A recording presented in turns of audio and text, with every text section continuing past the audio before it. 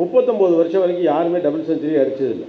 எப்படி அப்படின்னா நல்லா விளையாடக்கூடிய பிளேயர்லாம் இருந்திருக்காங்க. எப்படிலாம் நம்ம ஒவ்வொரு பெரிய பெரிய பிளேயரை பற்றிலாம் இப்போ நம்ம பேசுகிறோமோ அதை விட மிகச்சிறந்த ஆட்டக்காரர்கள்லாம் அதற்கு முன்னதாகவும் இருந்திருக்கிறார்கள். ஆனால் யாருமே டபுள் செஞ்சுரி வச்சல. செஞ்சுரி வச்சுருக்காங்க, 150 அடிச்சிருக்காங்க, நிறைய ரன்லாம் அடிச்சிருக்காங்க.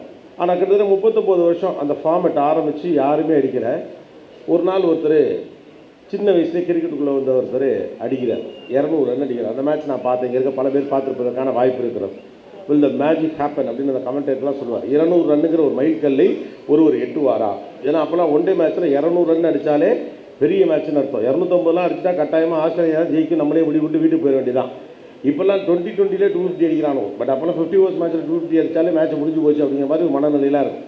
அப்போ முதல் முறையாக கிட்டத்தட்ட 39 ஆண்டுகள், கரெக்டாக வருஷம் ஞாபகம் இல்லை, 39 வருஷத்துக்கு அப்புறம் முதல் முறையாக ஒருவர் 200 ரன் அடிக்கிறார். அது வரைக்கும் யாருமே இந்த ஒன் டே மேட்சஸில் 200 ரன் அடித்ததே கிடையாது.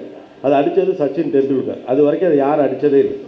சச்சின் டெண்டுல்கர் முதல் முறையாக 200 ரன்களை ஒரு மேட்ச்சில் அடித்து முடிகிறார். ஆனால் சுவாரஸ்யமான விஷயம் என்னென்னா, கிரிக்கெட் ஆரம்பித்து 39 ஆண்டுகளில் முதல் முறையாக சச்சின் டெண்டுல்கர் 200 ரன்கள் என்ற மைல்கல்லை எட்டுகிறார்.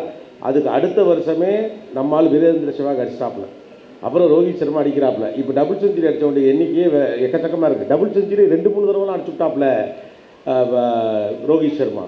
ஏன் 39 ஆண்டுகளாக யாருமே அடிக்கலை? ஆனால் சச்சின் டெண்டுல்கர் அடித்த உடனே எல்லாரும் கடன் அடிச்சு விட்டாங்க. அப்படின்னா மனிதனால் அதுவரை 200 ரன்களை அடிக்க முடியும் என்று யாரும் நம்பவே இல்லை. ஒருவன் நம்பினான் தன்னால் அடிக்க முடியும், அவன் அடித்தான்.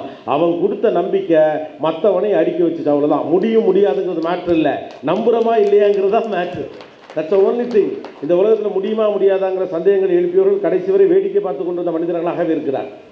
யாருக்கெல்லாம் அதை செய்ய முடியும்னு ட்ரை பண்ணி பார்த்தாலும் அவன் செஞ்சதுலேருந்து கிடைச்ச வைப் இருக்குல்ல, அது பல பேரை வெற்றிகரமான மனிதர்களாக மாற்றி இருக்கிறது. மேம்படுத்தப்பட்ட சமூக பொருளாதார வளர்ச்சி அடைய மக்களுக்கு வழிகாட்டுவதே மக்கள் நீதி மையத்தின் முதன்மை பணி.